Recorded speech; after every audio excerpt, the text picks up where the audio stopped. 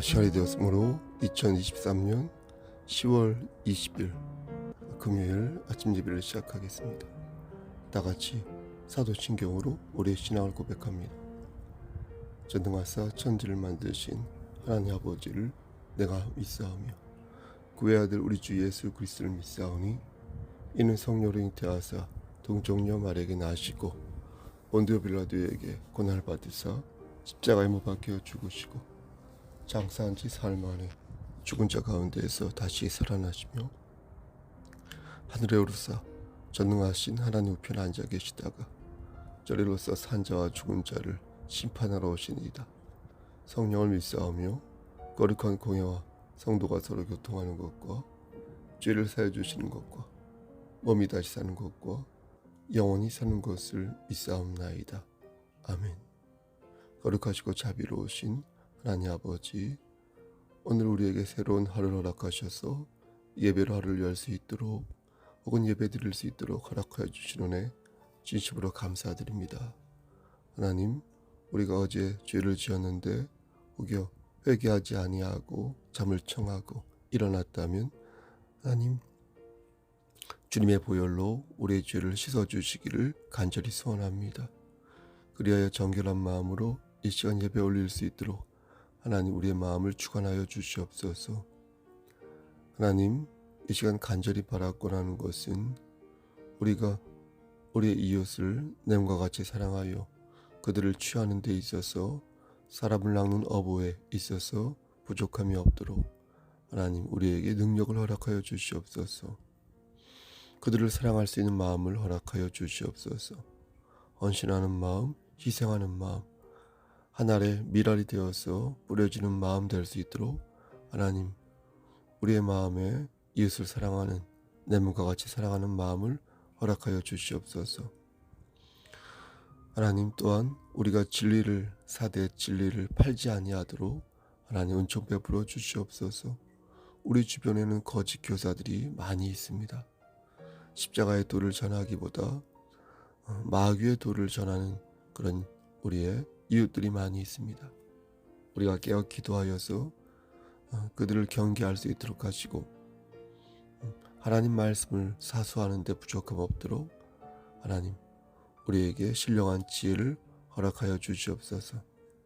하나님께서 함께하지 아니한다면 우리가 넘어지고 쓰러져서 거짓 교사의 먹이가 될 수밖에 없사오니 하나님 함께하셔서 우리에게 지혜를 주셔서 진리를 전파하는 데 부족함 없도록 하시고 진리를 사수하는 데 하나님 매진할 수 있도록 은총 베풀어 주시옵소서. 심실히 연약한 자에게 함께 하셔서 여호와 라파 되신 하나님께서 그들을 치료하여 주시고 그들의 정신적인 건강과 육체적인 모든 건강을 하나님 말씀 안에서 허락하여 주시옵소서. 하나님 또한 우리의 자녀들에게 함께 하셔서 솔로몬의 지혜, 아브라함의 믿음을 허락하시고 하나님과 인격적인 교감을 통하여서 하나님을 기쁘시게 하는 삶을 살 수 있도록 은혜 베풀어 주시옵소서. 우리 성서교회가 하나님 보시기에 합당한 교회 공동체 될 수 있도록 하시고 말씀 안에서 성장할 수 있도록 하나님 도와주시며 우리 개인별로 모두가 하나님 말씀 안에서 무장되어서 나날이 성화되어 갈 수 있도록 하나님 은혜 베풀어 주시옵소서. 모든 말씀 예수 그리스도인 받들어 감사하며 기도드렸사옵나이다. 아멘. 하나님 말씀 창세기 40장입니다. 창세기 40장입니다. 그 후에 애굽 왕의 술 맡은 자와 떡 굽는 자가 그들의 주인 애굽 왕에게 범죄한지라. 바로가 그 두 관원장 곧 술 맡은 관원장과 떡 굽는 관원장에게 노하여 그들을 친위 대장의 집안에 있는 옥에 가두니 곧 요셉이 갇힌 곳이라. 친위 대장이 요셉에게 그들을 수종 들게 하며 요셉이 그들을 섬겼더라. 그들이 갇힌 지 여러 날이라. 옥에 갇힌 애굽 왕의 술 맡은 자와 떡 굽는 자 두 사람이 하룻밤에 꿈을 꾸니 각기 그 내용이 다르더라. 아침에 요셉이 들어가 보니 그들에게 근심의 빛이 있는지라.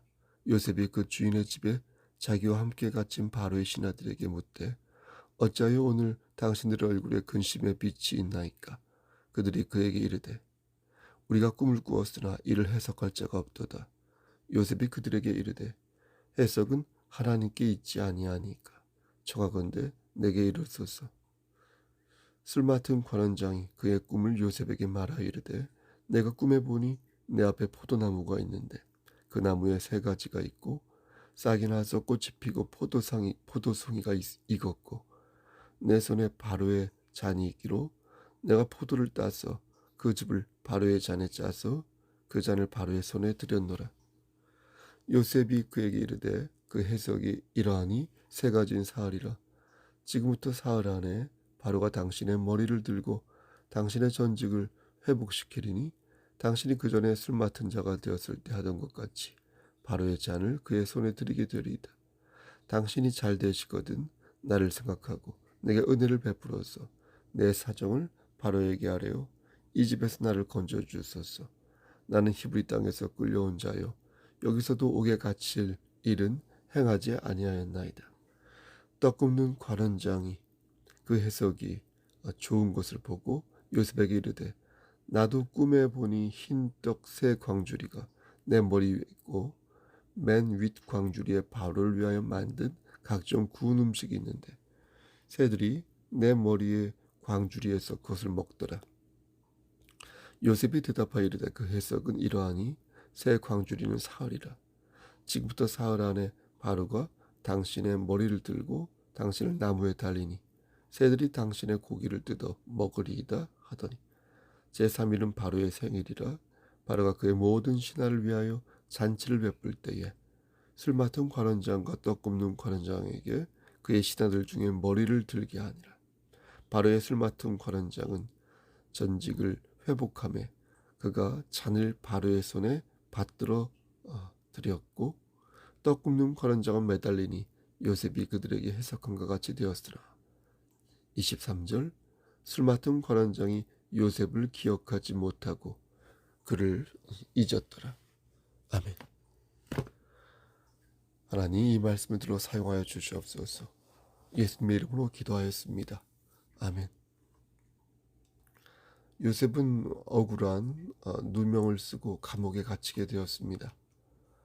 보디발의 아내가 사실이 아닌 것을 거짓으로 이렇게 꾸며서 고소를 했기 때문입니다. 보디발 아내의 무고로 인해 요셉은 마음에 큰 상처를 입었습니다. 당시 요셉의 나이가 애굽으로 팔려온 지 10년 정도 지났으니까 27살 정도 되었습니다. 생긴 것도 잘생겼죠. 꿈도 많던 요셉이었죠. 그는 자신의 미래에 대해서 득이양양하던 사람이었습니다. 그렇던 그가 형제에게 핍박당하고 노예로 팔리게 된 후 이렇게 감옥에 갇힌 신세가 되고 만 것입니다. 여러분 얼마나 억울하고 참담했겠습니까? 요셉이 그 입장에 되어서 한번 생각해 보십시오. 미래가 창창하던 한 젊은이가 끝없는 나락으로 곤두박질 치면서 아무것도 아닌 존재가 된 것입니다. 얼마나 슬프고 절망적이었겠습니까? 하지만 요셉은 결코 자신의 꿈을 포기하지 않았습니다. 그럴 수 있었던 것은 모든 사람이 자신을 놓아버려도 하나님만은 자신을 놓아버리지 않을 것임을 그는 믿고 있었기 때문입니다. 자신이 맨 밑바닥까지 곤두박질을 쳐도 하나님께서 자신을 건지시고 당신님의 뜻을 이룰 것이라 생각했기 때문에 확신했기 때문에 요셉의 꿈은 계속해서 빛날 수 있었습니다. 하지만 요셉은 더 연단되어야 할 필요가 있었습니다. 장차 애굽의 총리가 되어 세상을 호령하고 하나님의 뜻을 이루기 위해서는 더 큰 그릇으로 빚어질 필요가 있었습니다. 다행히도 요셉은 그것을 알고 있었고요. 그래서 끝까지 하나님을 신뢰하며 때를 기다릴 줄 알았습니다. 보디발은 아내가 요셉을 고발했지만 마음속으로는 여전히 요셉을 신뢰하고 있었습니다. 그래서 감옥에 갇혀있던 요셉에게 두 관원장을 시중들 것을 명령한 것입니다. 그들은 국가의 고위직이었습니다. 보디발이 노렸던 것은 두 관원장이 다시 복직될 경우 혹시 정치적인 특혜를 받을 수 있지 않을까 였습니다. 그래서 믿을 만한 사람에게 두 관원장을 모시게 할 필요가 있었습니다. 요셉은 충실히 그 명을 따랐습니다. 그리고 혹시 모를 이 안에서의 하나님의 역사하심을 기대했습니다. 그렇게 기대할 수 있는 거 아니겠습니까? 여러분, 성도의 모습이 바로 이런 모습이어야 한다고 생각합니다. 내가 지금 처한 상황에서 어떻게 하나님께서 역사하실 것인가 예의주시하여 삶을 조망하는 습관을 지녀하는 것입니다. 하나님께서는 불신자를 들어서 당신의 뜻을 이루실 때도 있습니다. 모든 것이 하나님의 뜻을 이룰 도구가 될 수 있다는 것을 우리는 잊어서는 아니 될 것입니다. 어떻습니까? 지나보면 그때는 몰랐는데 그것이 하나님의 오묘한 뜻이었고 결국 우리에게 득이 되었음을 느낄 때가 많이 있지 않습니까? 하나님의 섭리를 우리 인간은 짧은 머리로 이해할 수 없을 때가 많습니다. 하지만 우리는 명심해야 할 것입니다. 하나님과 우리와의 관계는 무관한 관계가 아니다. 우리의 관계는 아버지와 자녀와의 관계이다. 이러한 관계에서 끝까지 남아있는 것은 신뢰요 사랑입니다. 결국 나를 이끄셔서 주의 지혜를 담게 하심을 우리는 믿어야 할 것입니다. 요셉은 우선 술 맡은 관원에게 꿈 얘기를 해보라고 말했습니다. 그러면서 잊지 않기를 꿈 해몽은 오직 하나님만이 하실 수 있다 이렇게 말하였습니다. 오직 하나님만이 꿈 해몽을 하실 수 있다는 말에 우리는 주목해야 한다는 것입니다. 하나님의 능력만이 꿈을 해몽할 수 있다고 믿어야 합니다. 세상에서 말하는 예지몽에 대한 그런 모든 얘기 있죠. 결국 하나님의 범주를 벗어나 마귀가 역사하는 해몽은 올바른 해몽이 아니다. 매우 위험한 해몽이다. 누가 해몽을 했든 간에 그 능력이 하나님으로부터 왔음을 인정하는 게 중요하다는 것입니다. 다시 말씀드립니다. 누가 해몽을 했든 간에 그 능력이 하나님으로부터 왔다는 사실을 인정하는 것. 그게 중요하다. 단 그 능력이 하나님으로부터 왔음을 인정하는 것이 진실이어야 한다는 어떤 전제 조건이 있다는 것입니다. 왜 그렇습니까? 자신의 꿈에 더 큰 신적인 가치를 부여하기 위해 하나님께서 주신 것이 아님에도 불구하고 하나님의 이름 망령되이 일컬을 수 있기 때문입니다. 다시 말씀드려서 요셉처럼 진정으로 하나님께서 주신 능력이 있어야 한다는 것입니다. 그 능력이 가짜임에도 불구하고 하나님의 이름을 빙자하여 진짜인 것처럼 행동한다면 여러분 그것은 큰 죄가 되는 것입니다. 내가 받은 능력이 하나님으로부터 왔음을 인정하는 것은 또 다른 의미가 있습니다. 그 의미는 무엇입니까? 겸손하게 만든다는 거예요. 겸손하게. 어차피 그 능력은 내게 아니라 하나님으로부터 온 것이니까 내가 그로 인해 그 어떤 영광을 설령 받지 못해도 누리지 못해도 그것을 감수하게 된다는 것입니다. 여러분 요셉이 어떠했습니까? 요셉이 꿈을 해몽해주고 나서 술 맡은 관원에게 자신을 기억해달라고 말했죠. 하지만 그가 기억하였습니까? 그는 기억하지 않았습니다. 요셉이 자신의 꿈을 해몽해준 것을 기억하여 요셉을 감옥으로부터 꺼내주지 않았습니다. 이게 바로 하나님의 뜻이라는 겁니다. 요셉이 그럼에도 불구하고 견디어낼 수 있었던 것도 바로 그 능력이 하나님으로부터 온 것임을 믿었기 때문에 가능했다는 것입니다. 만약 우리에게 주어진 능력이 우리가 지금 받고 있는 여러 어떤 축복들이 있지 않겠습니까? 그런 복들이 내가 잘나서 그런 거라고 착각한다면 하나님께서 우리를 치실 때 우리는 그 절망에서부터 헤어나오지 못하게 된다는 것입니다. 내 것이 아님을 인정하자는 거예요. 내 것이 지금 내가 가지고 있는 것이 내 것이 아님을 인정할 때 우린 진정 우리가 가진 것을 감사히 여길 수 있다는 것입니다. 술 맡은 자의 꿈은 이러했습니다. 포도나무에 새 가지가 붙어 있는데 싹이 나고 꽃이 피고 포도송이가 열려서 그것을 따서 바로 왕에게 바쳤다. 요셉은 이렇게 해석했습니다. 사흘 안에 바로가 당신을 부를 것이고요. 당신은 다시 복직될 것입니다. 당신이 득이하거든 나를 생각하시고 내게 은혜를 베풀어 주세요. 득이한다는 것은 일이 잘 풀리면, 형통한다면 요셉은 지금 순간적으로 술 관원에게 은혜를 구하고 있는 것입니다. 충분히 그럴 수 있습니다. 요셉이 믿음 있는 자였지만 이것도 하나의 방편이라 생각하고 그에게 잠깐 은혜를 구하는 것입니다. 우리도 아는 사람이 있으면, 아는 의사나 아는 고위직 관리가 있으면 어떻게 좀 안 될까 궁리를 떨 때가 있지 않습니까? 충분히 심정적으로 이해가 되는 부분입니다. 요셉은 이 집에서 나를 건져내어 달라고 술 관원에게 간절히 부탁한 것입니다.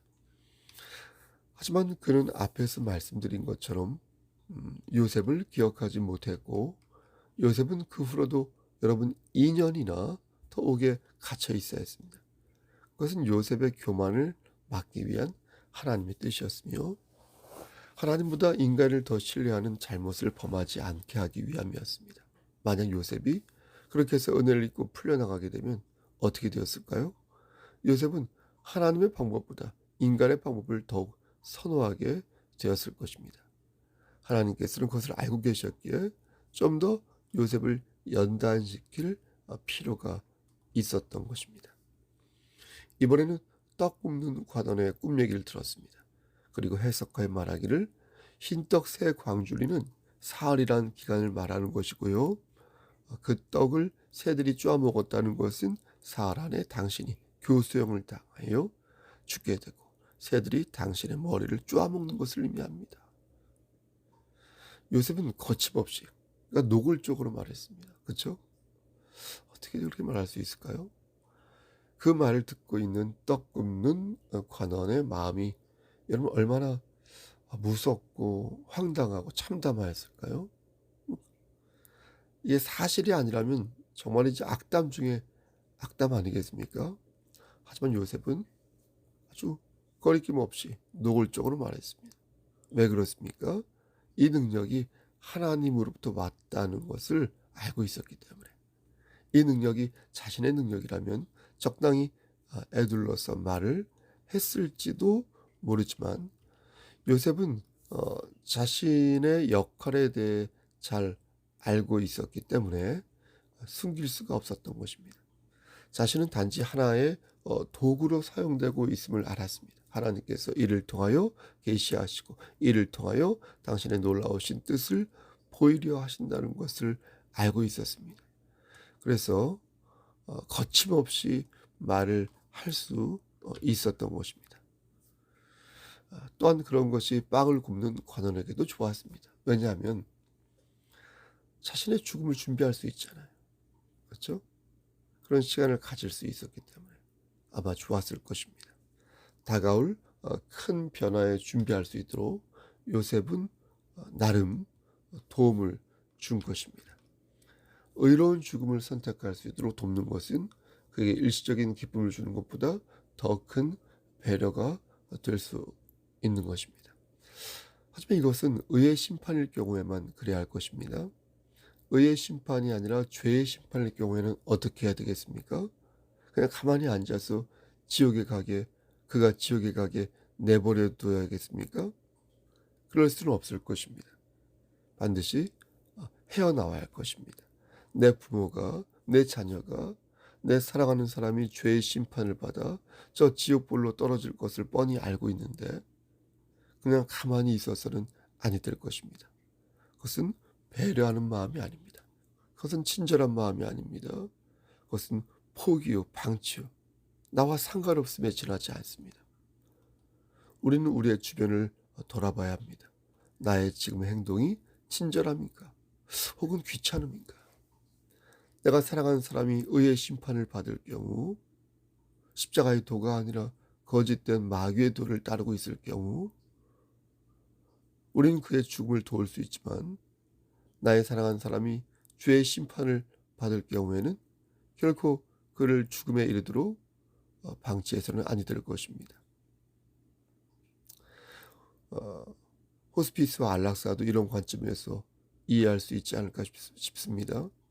그가 과연 예수님을 영접했는지 그렇지 않은지에 따라 우리는 그의 죽음을 좀 더 의연하게 바라볼 수 있을 것입니다. 제가 앞에서 말씀을 좀 잘못 전한 것 같은데, 의의 심판을 받을 경우에는 우리가 그의 죽음을 도울 수 있지만, 죄의 심판을 받을 경우에는 그가 죽음에 이르도록 가만히 방관하고 방치해서는 아니 된다고 말씀드렸습니다. 예수님을 영접하지 않고 그분이 우리의 구주 되심을 시인하지 않았는데 그의 죽음을 재촉할 수는 없는 것입니다. 오직 의의 심판을 받을 경우에만 우리는 우리의 죽음과 우리의 미래를 달게 받을 수 있지 않겠습니까? 우리의 미래는 하나님의 뜻 안에서 이미 정해져 있습니다. 하지만 하나님께서는 우리에게 자유의지를 주셔서 그분의 뜻 범주 안에서 우리가 무엇을 자유롭게 할 수 있도록 허락해 주셨다. 여러분, 이것이 중요합니다. 우리가 그분의 뜻 안에서 자유롭게 우리가 지낸다고 믿는 것이 중요하다는 겁니다. 그분의 뜻과 상관없이 우리 마음대로 우리의 삶을 개척하고 좌우할 수 있다고 믿는 것은 여러분 절대 멋있는 행동이 아니라는 것입니다. 인간의 자유의지가 아무리 자유롭다고 해도 거기에는 한계가 있지 않습니까? 여러분, 그 자유가 죽음을 넘어설 수 있습니까? 그 자유가 죽음을 넘어서 영원한 생명을 이끌어낼 수 있습니까? 하늘나라는 인간의 상상에서부터 만들어지는 것이 아닙니다.